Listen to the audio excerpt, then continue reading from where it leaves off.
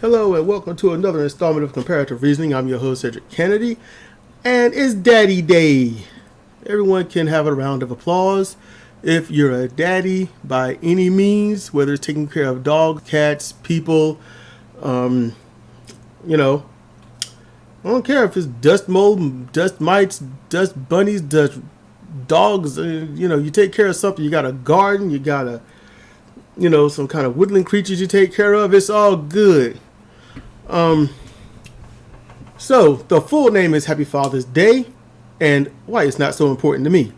Now, before you click away, nothing negative is going to be here. Let me talk about my father. His name is Thomas Lee Kennedy, and he always went to work early. Always didn't understand, didn't know why he had to get up, but yep, he had to be to work pretty much almost before the sun came up, even in the summer. He's a respiratory assistant doctor.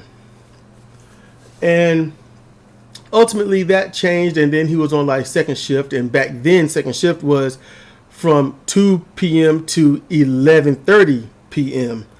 So that was his work schedule. So,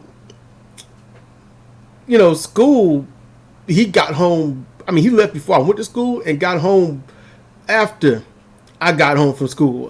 That's how that was. And when it shifted to second shift, he was there to take me to school sometimes, sometimes just didn't want to get up. I didn't understand that as a kid, bursting with energy and all that other stuff. He just wanted to relax and just chill. And one day he told me that he said, buddy, I just don't have that kind of energy. I just want to sit down and relax. I was probably 9 when he told me that. I didn't bother him anymore because I knew how it felt to want to just do nothing. Playing, yelling, rolling on the floor, watching some kind of TV show, playing with my toys, high energy kid. I like to run a lot. And then there are points where he's like, I'm tired. It's been about 5 hours of high energy. I just want to chill. Okay. So, at 9 years old, I understood it. I got it. Okay. So, my dad, he also, I'm just going to go over things I liked about my dad, and knew about him, what I knew. He taught me to ride a bike. That was cool. My first bike, it was Huffy BMX. It was red, black tires, black handlebars, chrome center and all that stuff. It was a good bike. Big, thick black tires too. Taught me to ride in the front yard, and our front yard used to be a steep hill. So he taught me to ride the bike horizontally, because going down that hill and into an even steeper ditch, I wouldn't have made it. So he I remember him telling me exactly what to do, how to do it, and none of that going into my head. I was 7. I think I was 7 in just a few months. I think this was like March, April. Something in that. Yeah, it was March, April, in that range. It was spring. Spring break was just a week, literally. If spring break took hold on Wednesday, then you came back Tuesday. It's going to be 5 days. Including weekends. So, 7 total. It's going to get 7 days. So he taught me to ride the bike. It was he was frustrated with some things, and then I got pretty good on the first day. He would hold the back of the seat. Yeah, my father's alive. He's doing okay enough. He would hold the back of the seat, and he would run with me. And he always wearing cowboy boots, even to work, standing and walking around all the time. He'd be in cowboy boots. They were leather, brown with design, and he'd have his scrubs on with cowboy boots. And then there were points where he would That's what I would see. He would always come home wearing the cowboy boots. Sometimes he would, when he'd leave, I don't know, I'd see him in his shoes, regular shoes, when he come home being cowboy boots. I don't know, just weird. I don't know. I know, and my dad, he turned me on. Like he loved football, basketball. Not too many other sports. Football, basketball, a little bit of baseball here and there, just to relax and go to sleep or something. He liked the outcome of baseball, but not necessarily watching the whole thing unless he was studying something. So he turned me on to sports to an extent, and it was it was good. He kept talking about the Cowboys. He called them the cowpokes. Them cowpokes. So that was just him. Oh, I have to turn this fan on. It's getting hot. Daytime heating, everybody. 3 p.m. is the hottest point of the day. So that's what that was, and it was Dallas Cowboys is my favorite. He did that, but I didn't really care about football. So to me, the fact that it was a blue star, and I was like, you know what, star, astronomy, there's blue, favorite team, automatic. That's just how that was. Cowboys were my favorite team until I started learning that football was a work, and pro wrestling, they would just, people call that fake. It's not.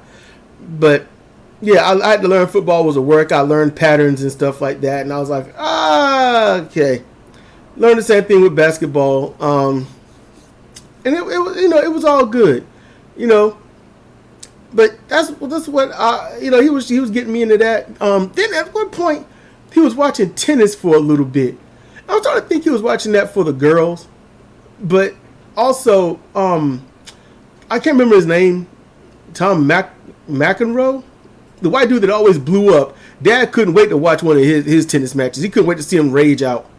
But that didn't last that long. That just lasted like a hot second in comparison. Dad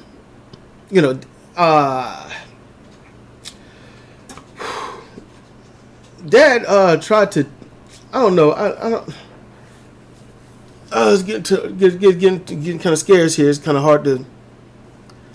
I'm trying to go over things that I knew about Dad, the positive things, and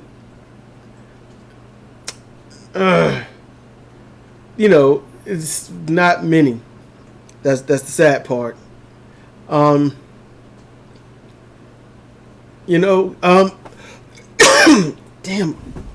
I need to leave them chips alone. They don't stop strangling you. So, I'm not editing these coughs out. Screw that. I drank all my water. Oh, that was a mistake. I just like water. Okay, so, yeah, I'm just not. I'm kind of running out of things. I don't know. Just talking about Dad. Honestly, I'm gonna say this. I always saw Dad as like the coolest person on the planet when I was a kid. He always seemed like he should have been about 9 feet tall. But, you're a kid. That's just how it is. He's walking, and you can just hear the thud on the floor every time you take a step. He's just trying to walk by. I'm always going to have those visions of him in my eyes. So, that's just how that was. Even when I got older and got slightly taller than him, it's always seemed like he was like 4 feet taller than me. And that was just always strange. Yeah.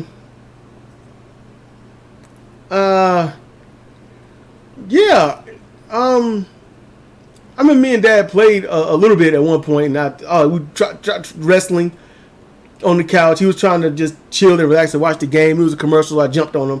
I think I was like, 8 or 9, and a lot of stuff did happen to me around that 8 to 11 area. But I ain't saying to me as in, what was me? No, positive things, learning experiences, things like that. A lot of things happened. A lot of growth, a lot of wisdom. A whole lot of growth and a whole lot of wisdom happened. I didn't say I was intelligent, but I had a lot of wisdom. There's a lot of things I want to go and slap me in the back of the head for. Don't do that.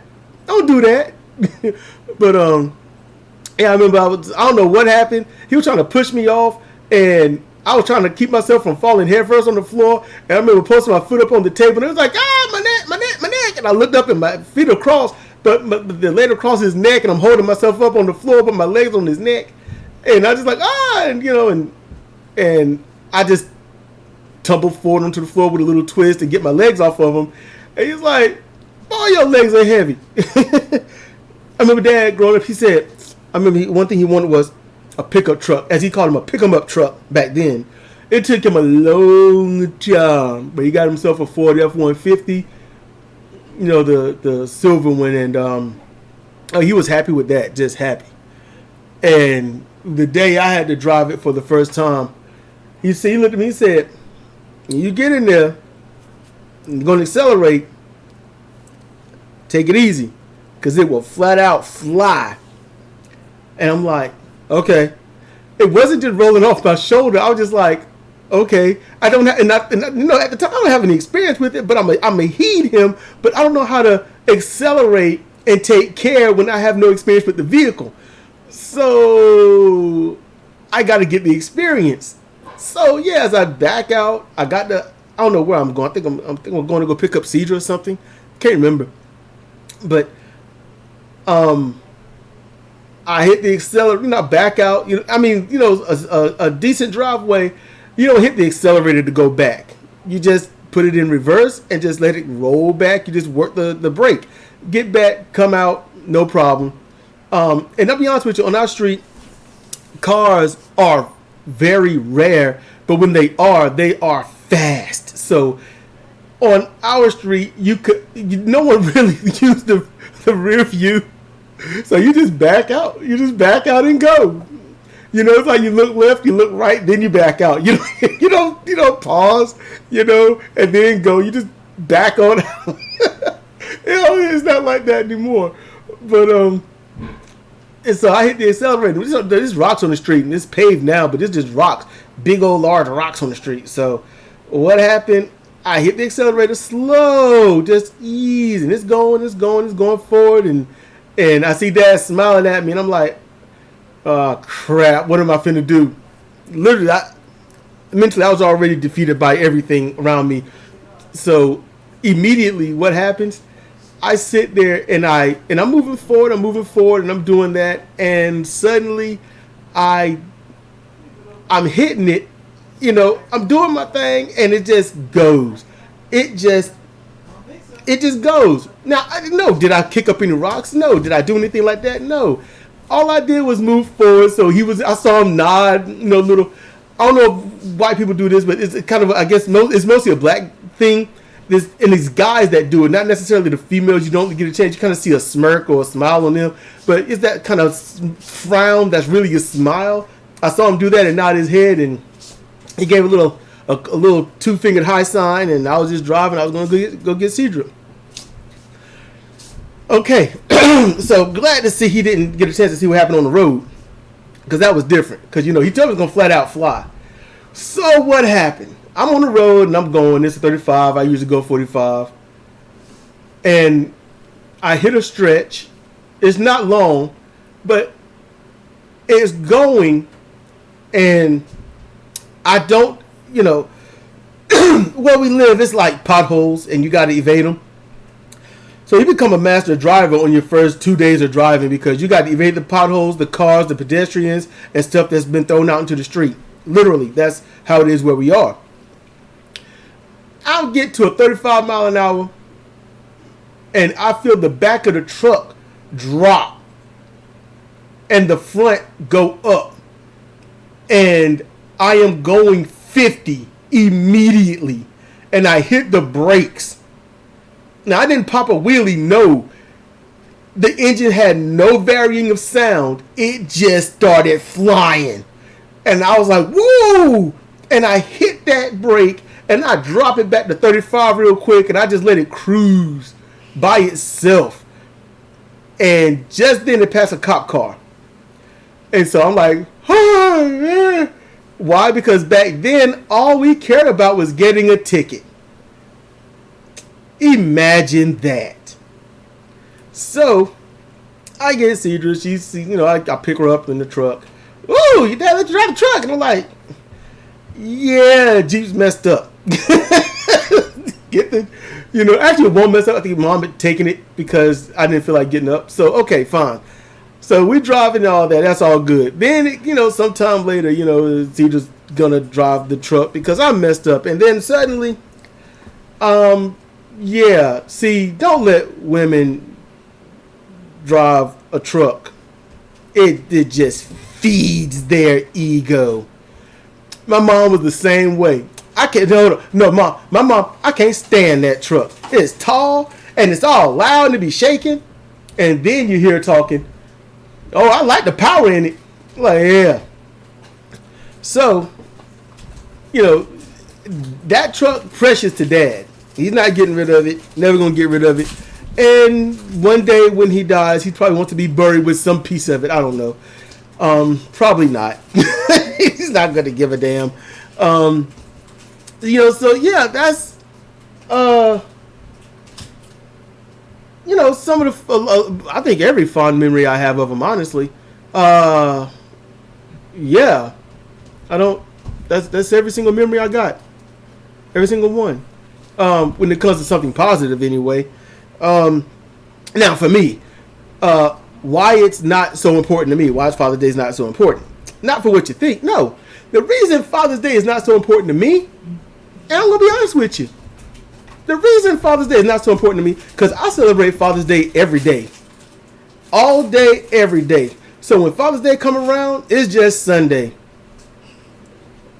That's it. It's just Sunday. When I became a father, that was tumultuous as it was, but the pride, how can I say, the grin of success,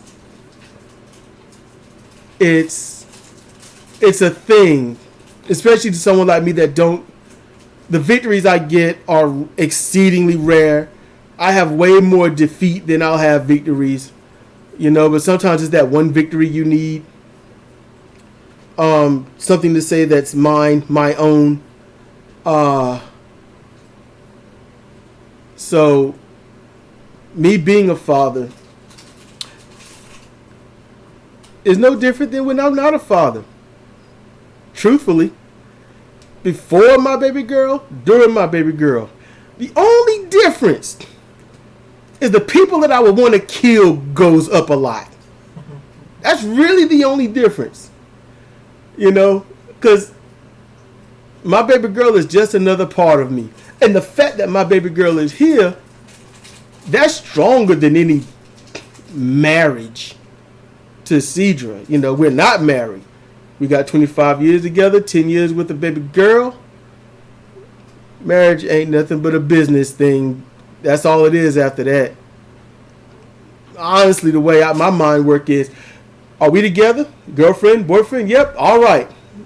That's it for life. There we go. Let's do our thing. That's just always been me. And so, being a father, but some people want to say, oh, it's the greatest thing. Oh, it's so awesome. No. Being a father, oh, it's miserable. Oh, it's just, take care of the kid, do this, you got to do that. No. Being a father simply means you had a kid. That's it. Being a dad means you've raised and taken care of that kid best that you can. Any good father, any good dad is going to do the best that they can and learn along the way. Correct their mistakes as they go. Teach their kid right from wrong. That's what they're going to do. That's a good father. That's a good dad. Would I like to have a life not being a father? No.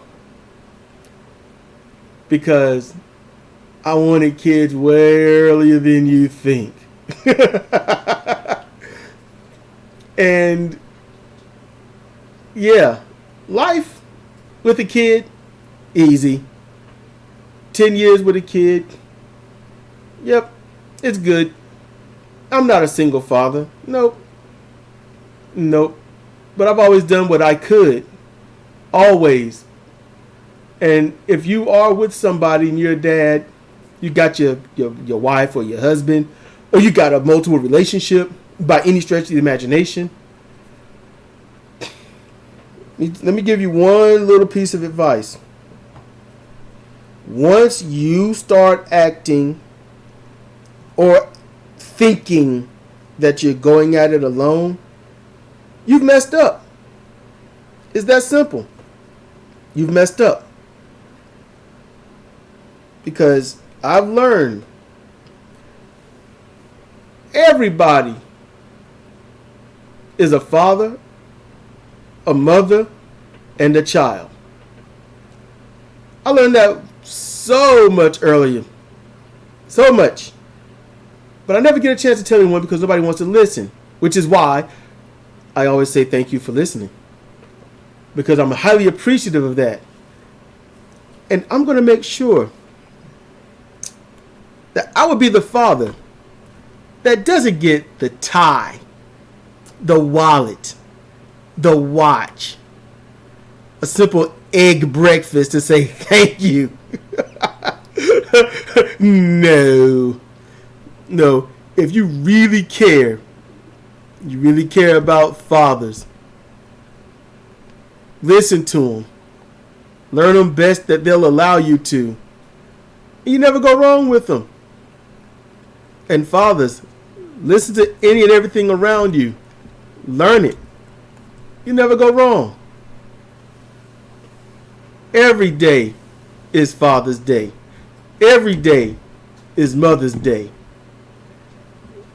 We need to have a Children's Day, don't you think? But every day is Children's Day, right? We're all somebody's child, whether that person is living or not. We are and or were someone's child. Always. Even if you're in my situation, you'll never know who the real ones are. But you know who the ones you have right now are. And that's important. So for those out there that might be having some issues, and you're sitting there looking at your family like, man, y'all done gave me this damn wallet. What you do is you say, I love you. Now it's time to get a whole bunch of pictures and fill this wallet because nothing else is going in it because it's a digital world. And you give me this tie. I don't know if you're planning to strangle me later or not. But this tie, we're all going to wear this tie at some point. I don't care if you wear it with your church clothes. I don't care if you wear it with your McDonald's clothes. I don't care if you wear it cooking in the kitchen. I don't care if you wear it sweeping. We going to wear this tie. If you're a kid, you playing a video game, you're going to wear this tie. But this tie's going to get used. Have fun as a father, as a mother. It's just have fun. Find the joy. Live your life. Not everyone else's. So you can make sure that every day is a happy Father's Day. This has been Cedric Kennedy for Comparative Reasoning. Happy Father's Day, and thank you for listening.